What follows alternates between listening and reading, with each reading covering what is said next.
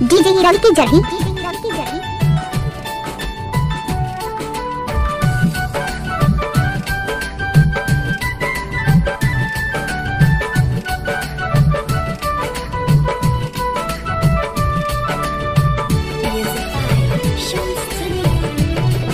DJ Hirol की जर्ही।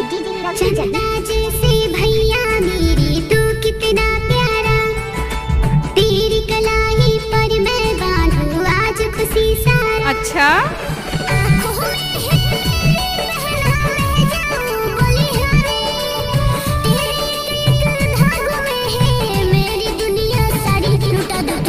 जिंदगी राखी का मुझे फिर भी नहीं। अच्छा तुझ पे है जिंदगी राखी का मुझे फिर भी नहीं।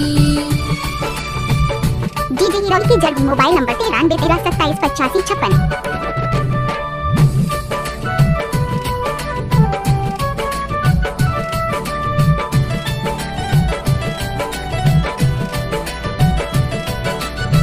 डीजे हिरोल की जर्ही। Mobile number 93 13 27 85 56।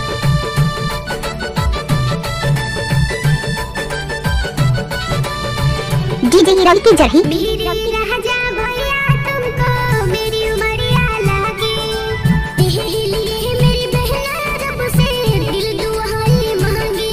क्या? मेरी राजा भैया तुमको मेरी उमरिया लागे, तेरे लिए मेरी बहना रब से दिल दुआएं मांगे।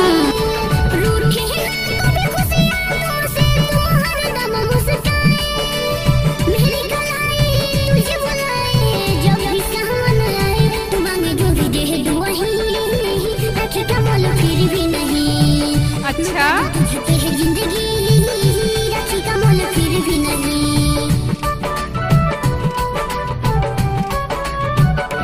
डीजे हिरोल की जर्ही।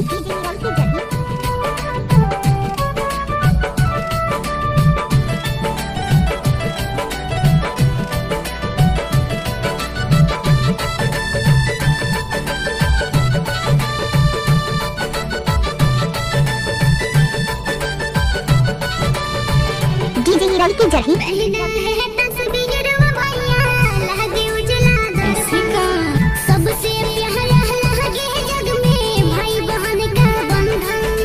पहना है तस्वीर वो भैया लगे उजला दर्पण, सबसे प्यारा लगे जग में भाई बहन का बंधन।